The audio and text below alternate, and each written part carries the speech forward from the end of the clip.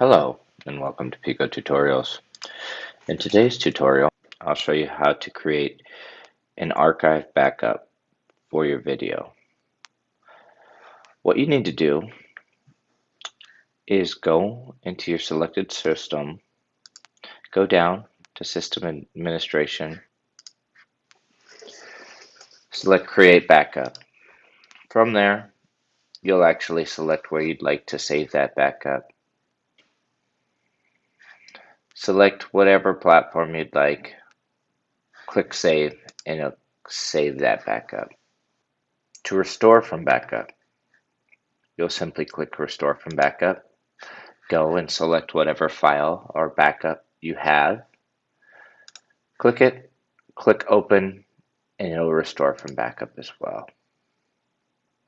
Thank you for watching Piko Tutorials.